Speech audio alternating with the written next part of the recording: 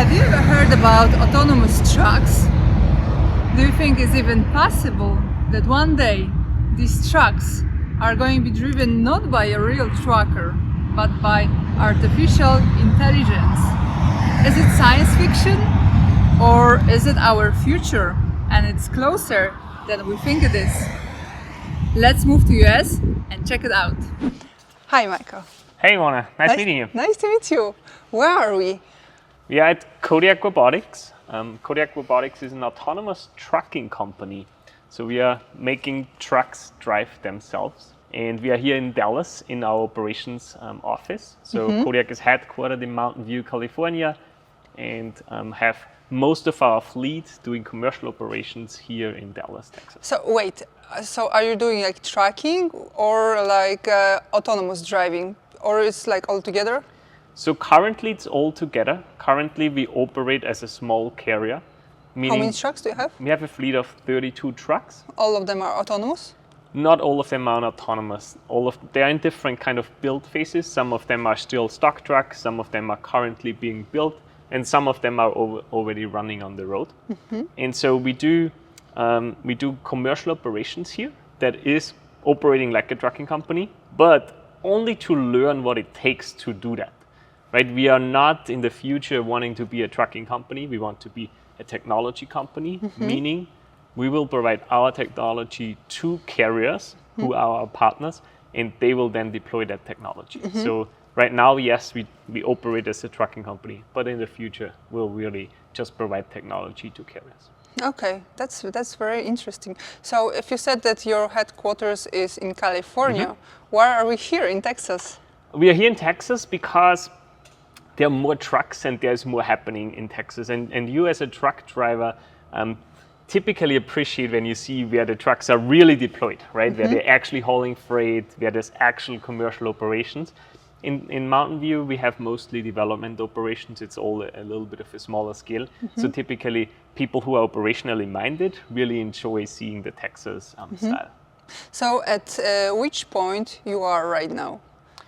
So we are right now in development of the system and validation of the system, right? So we are not yet driverless. Everything that we do today has a safety driver in there, meaning there is, our drivers are in there, our drivers are limited by the same number of hours that a normal driver is limited, and really always pay attention to what is happening in the truck, right?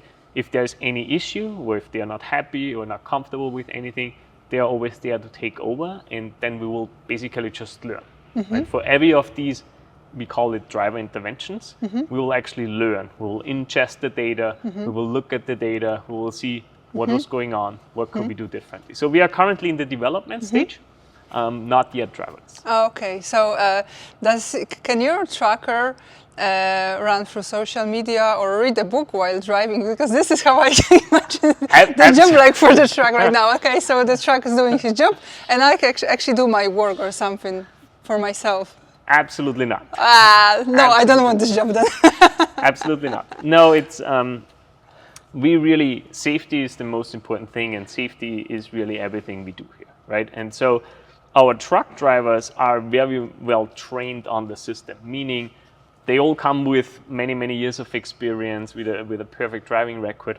And when they decide to join Kodiak as what we call a safety driver, they actually go through a rigorous training for several weeks where we teach them this is what the system does, this is what you can expect, and so on.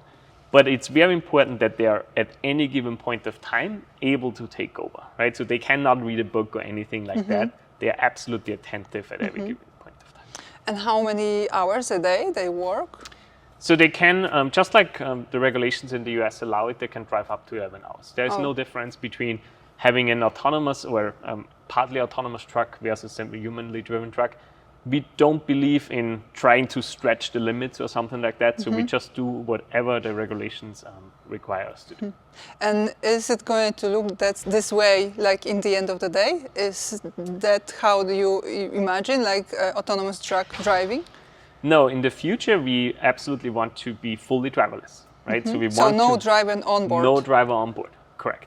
Not everywhere, right? That's why we really focus on the long haul trucking use case, right? So we are never saying, hey, there will be no drivers at all anymore. Exactly, I can imagine. Yes, like, does it mean the truck itself goes to the client where it's like loading and some paper signing and so on and so forth? Is going to be, what's the strategy? What's Absolutely. the model? Yep. So today we really focus on the long haul trucking. So if you look at the American trucking market and you segment it into like more local driving, regional, and then the long haul driving, you will see that the biggest driver shortage is actually on the long haul, right? Because there are still long haul drivers that love that job, don't get me wrong, absolutely. But it's not like young people come into the job anymore, right? At least not as many as maybe 10, 20, 30 years ago. And so that's where we believe is actually the biggest benefit of autonomous trucks on that long haul driving, right? So that's really where we focus today. And when you think about how will a load be handled, let's call it in 2 or 3 years when we are actually fully driverless, right? There will be a first mile that is humanly driven. Then there's a transfer of the trailer to the autonomous truck. Then the autonomous truck does the long haul portion without a driver.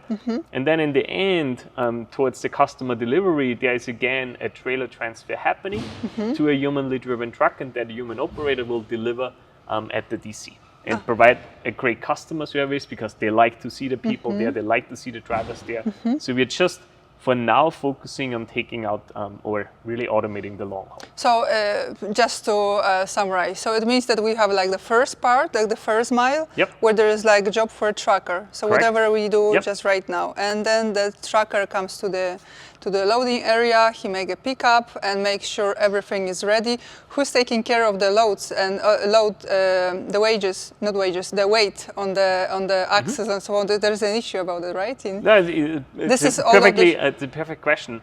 So in that first mile that we laid out, right? In that first mile, that trucker will of course get loaded, do the inspection, go through a weight station, and then drive towards the transfer hub where the trailer transfer is happening. So everything should have happened before, right? So that's what we are working on with our partners, making sure everyone understands that process that needs to happen in the future, right?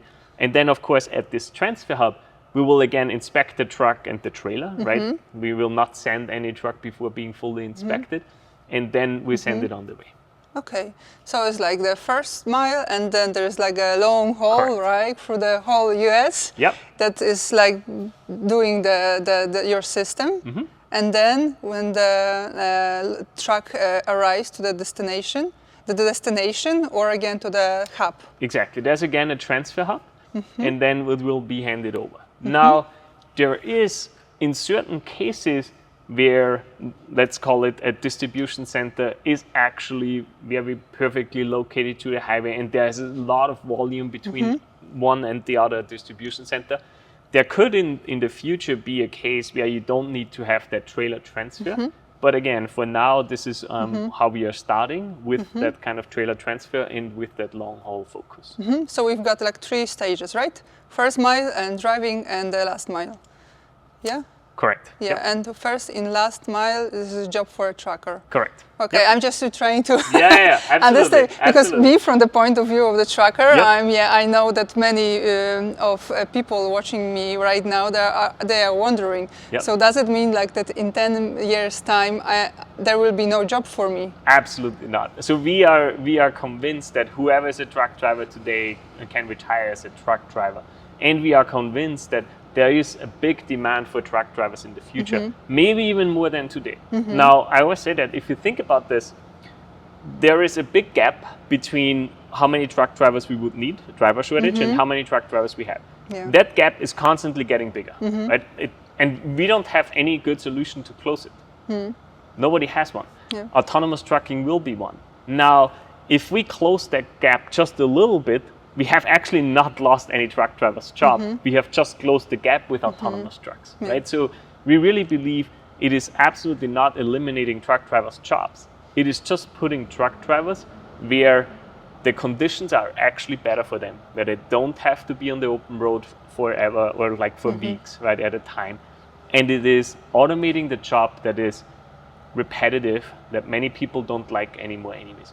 Don't get me wrong, if there is a long haul driver who still wants to drive long haul, they will absolutely be able to do that, because again, this technology will not roll out immediately all over the US or all over the world globally, right? It will be a rollout and the scaling process. And so it's also not applicable to every single lane. It's really, we're gonna focus on some lanes first, then expand from there, and then really roll it out without displacing truck tracks. Well, it sounds quite interesting to me, because it seems like the most boring job is going to be taken by the technology, and the most adventurous, for really passionate truckers, is still going to be there. Absolutely, that's exactly how we think about it. The most boring ones are also the one where a lot of accidents are happening, because it is tiresome.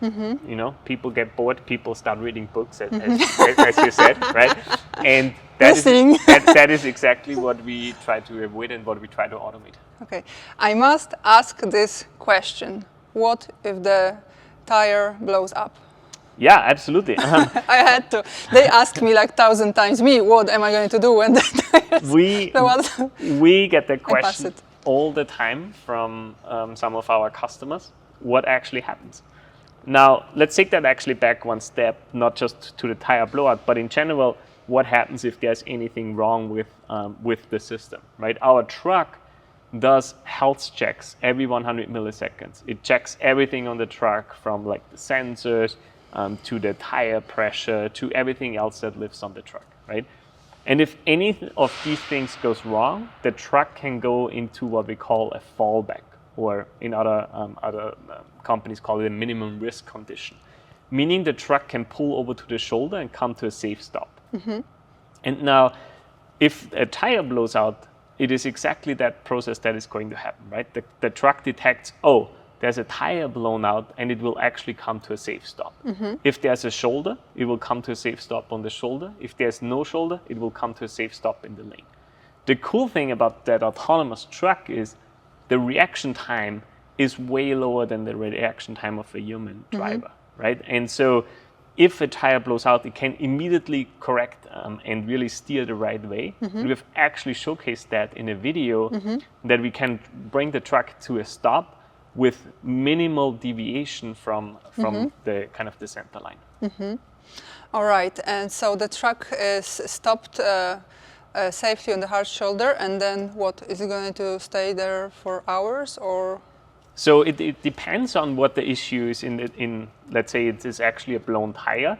Our operations center will see, oh, there's a truck with an issue. They can bring up the feed and see everything what is going on, and we'll say, oh, there's a tire blowout, and then we can send somebody to change that tire. Right? If there's another issue, then we can send somebody to tow the truck, or we can send a human driver, or maybe we can actually remotely help the truck and fix the issue. So it's not like the truck is completely by itself. It's constantly monitored, right? We have a 24/7 remote monitoring center that is always there to support the truck if it needs support.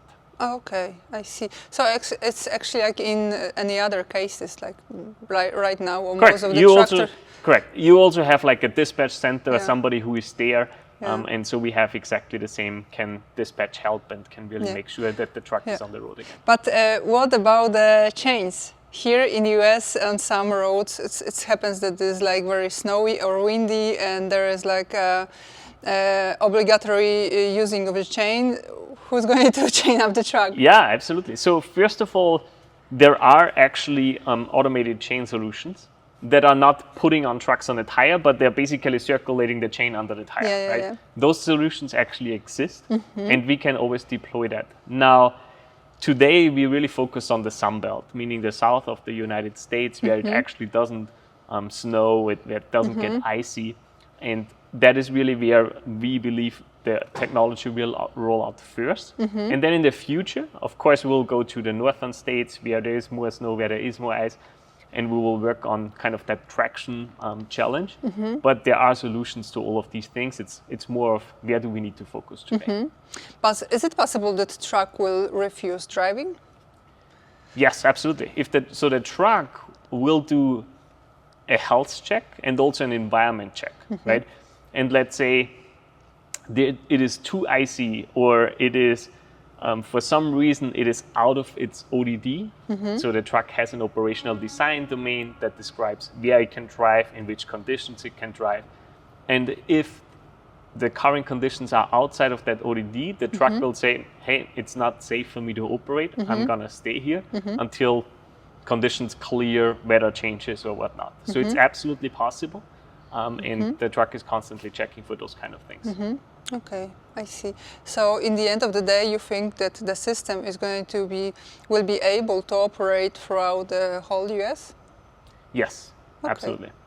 I'm just curious about Canada. You're planning operations there or not? Not really? We want to be a global company in the future, not only limiting ourselves to North America or to the United States of America, Canada, Mexico, Europe, Asia, of course.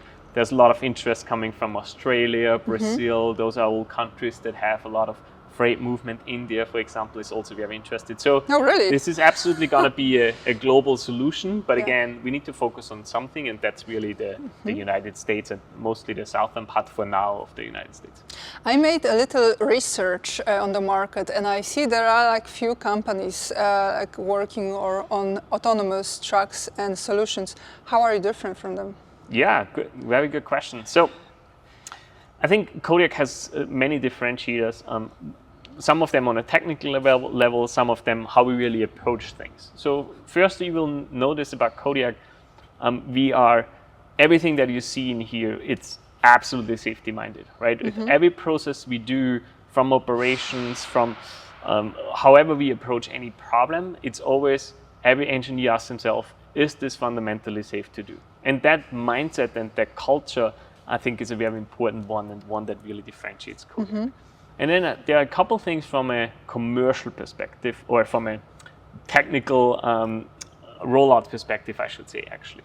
If you think about our sensor integration, and if you look behind you, you basically see what is our sensor part. And that sensor part is really a unique part where we have all the sensors. We have one on the left-hand side and one on the right-hand side, right?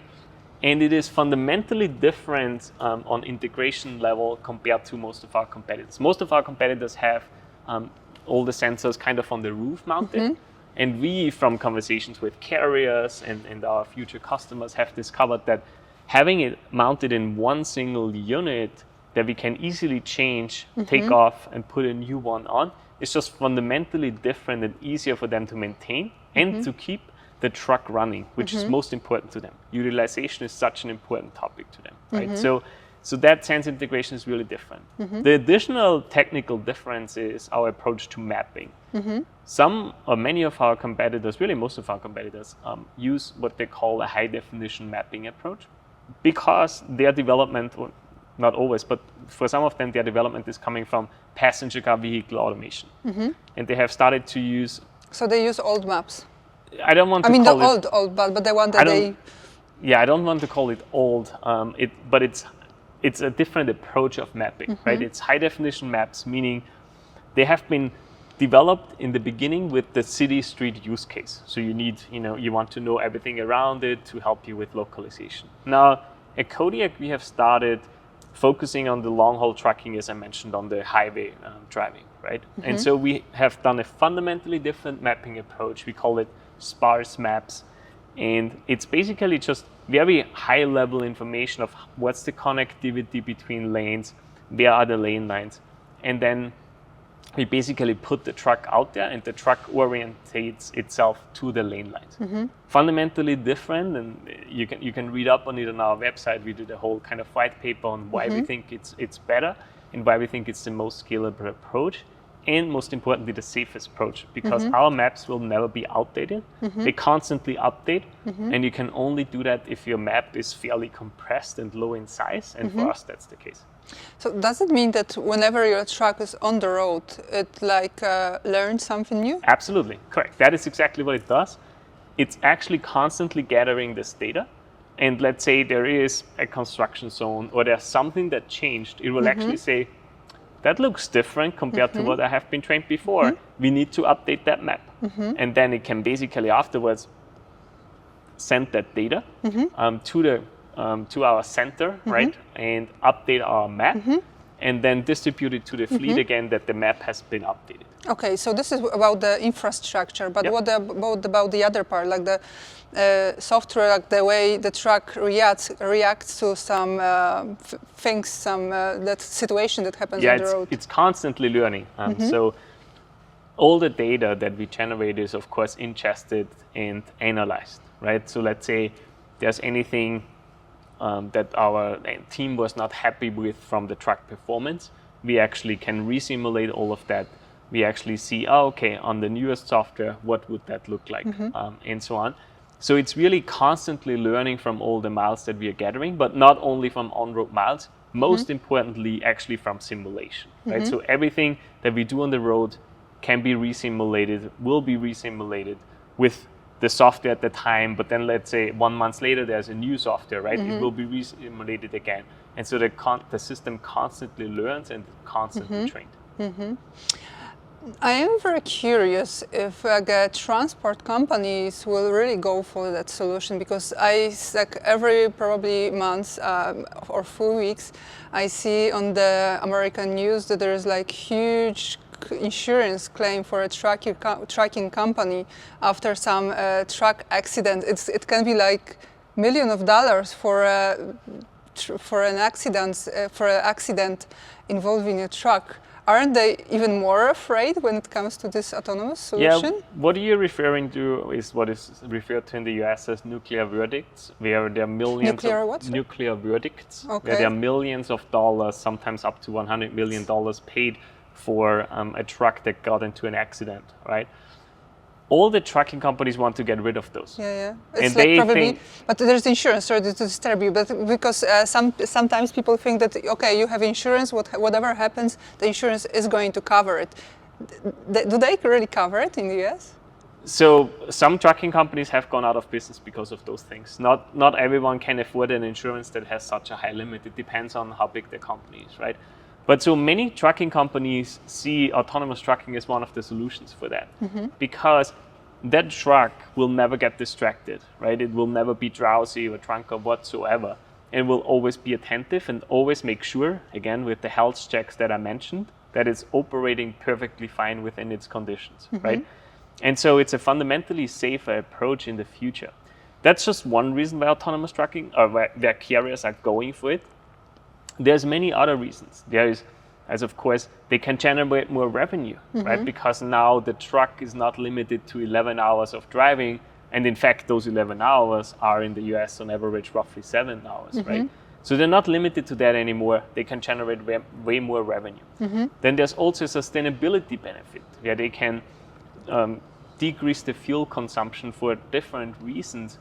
And again, then there's of course the safety benefit, right? So there's a lot of benefits for autonomous trucks. An additional one would be that you can deliver faster if you don't have to lay over anymore, right? As you have today on like long lanes, you either need to operate it with the team, or you need to actually stop for 10 hours, rest, and then go again, right? And those trucks obviously can just keep going.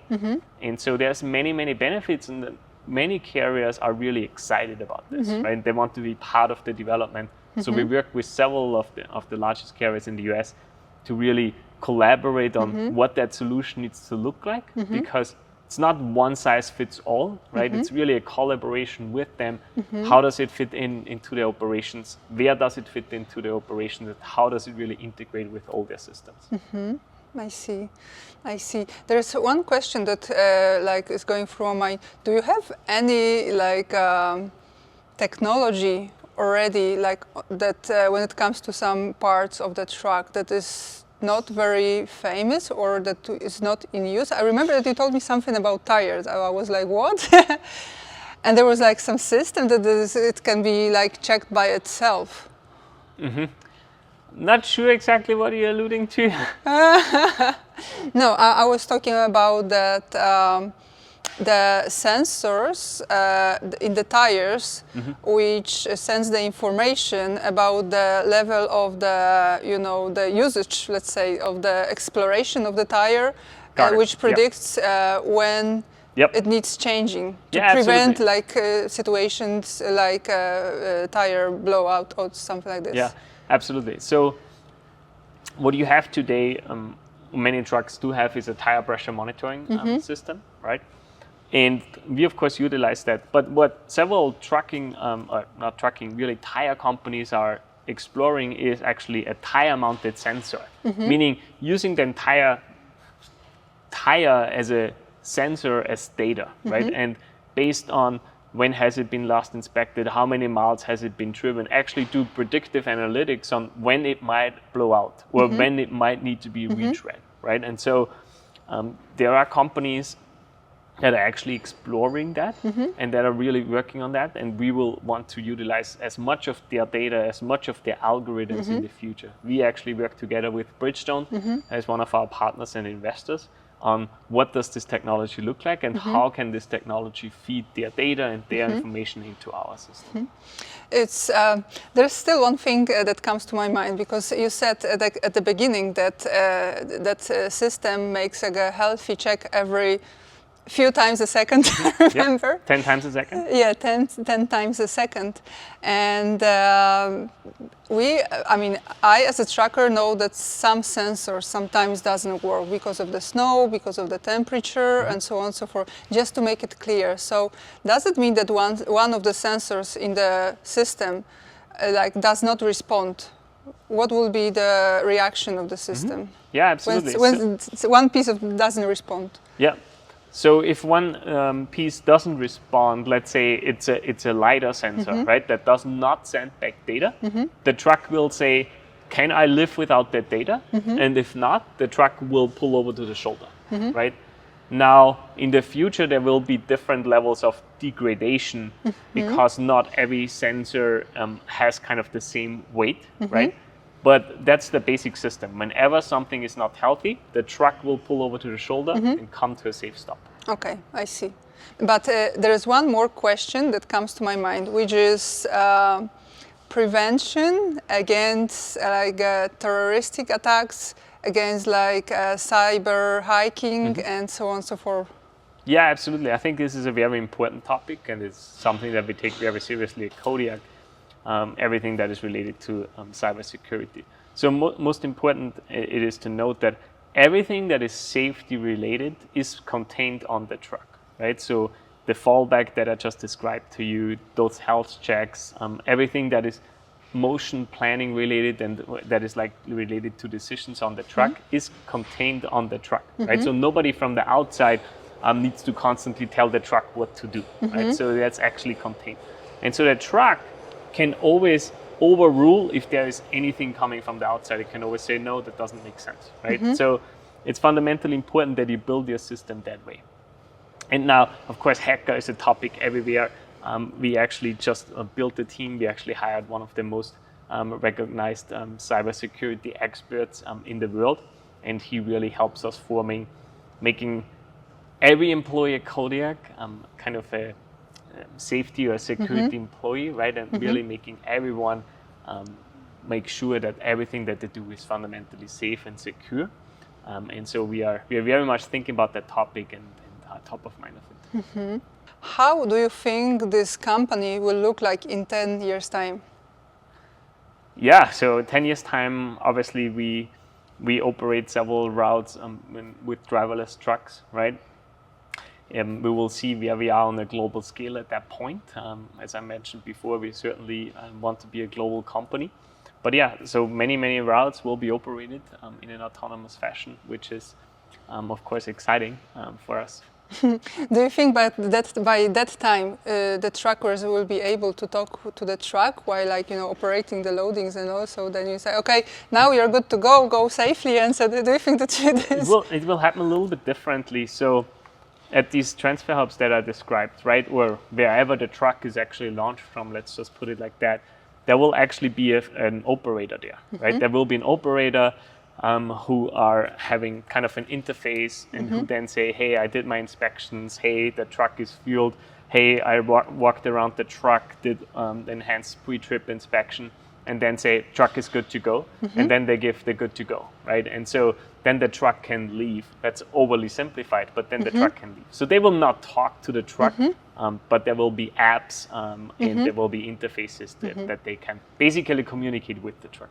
So now you reminded me about another question, because the runs here are really, really long, and you need to refuel on the way. Who's going to refuel on the way? Yeah, so at some of these stations, our truck will pull in, and then there will be a human operator and actually fuel the truck, right? Okay. So we have collaborations with fueling companies. We work with Pilot Flying J to exactly figure that out. How exactly does that process look like? How does the fueling really work? But that truck runs like 1,200 to 1,400 miles. And so for many of the routes, it doesn't need to be refueled, and it will be refueled at the beginning and at the end. But for some of them, it does have to. So it has to pull over somewhere, get fueled by a human operator, and then be sent on its way again. So there will be like a new occupation coming. Absolutely. What do you do for a living? I refuel autonomous trucks. Yeah, we call Come them over. absolutely. We call them truck port operators. Truck port is just the word we use for transfer hubs. Yeah. And there will absolutely be new jobs about inspecting trucks, about fueling trucks, and so on, maintaining trucks. So there's definitely something there. What was the biggest challenge for the company? The biggest challenge for the company. Everything. No, I mean, of course, I think it is important to get everything together, right? To get the technology together, to get the right commercial approach together, to educate the market and to educate everyone around it. To, of course, educate drivers and really communicate in a concise way how this can help and where this fits in. So I think really getting everything at the right time is the most important thing that we have to deal with. And what are you the most proud of? I think generally doing things differently than our competitors, just thinking about it with first principles in mind, always about safety, as I mentioned, always about is this scalable, is this maintainable, is this commercializable, and I think we're doing that differently, and that is really exciting and special about Kodiak. So are you hiring when it comes to the truckers? We always hire truckers, absolutely. We have a very high hiring bar, so we have a lot of applicants, but we are very selective in the process about experience and so on. And so we are very selective there, and then we put every trucker that we hire through a rigorous program to really become an autonomous safety driver. And we never say that program is easy, but we want to really only have the best safety drivers on our trucks, since they are fundamentally important to really operate our fleet safely and to really help train and improve our trucks.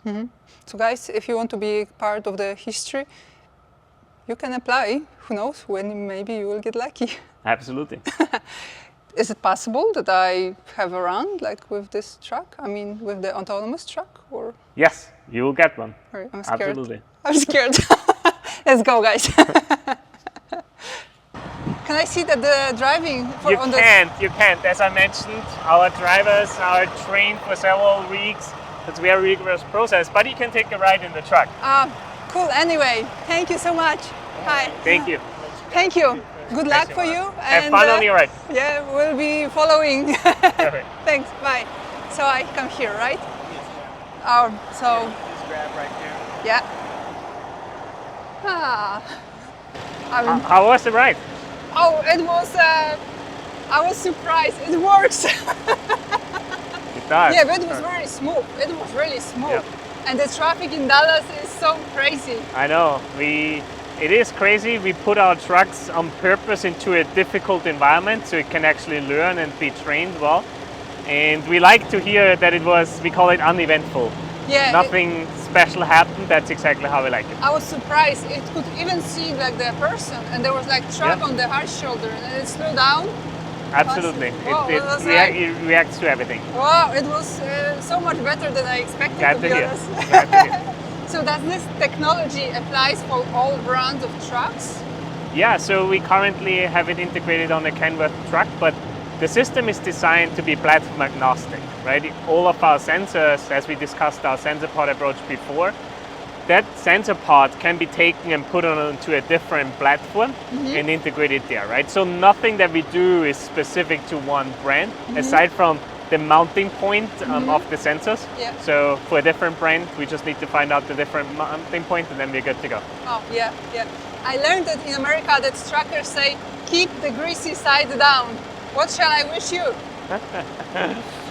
I would say safe journeys. Well, safe journeys then. Thank you. Thank you so much. Thanks, Iwona. It's a Thank pleasure. you.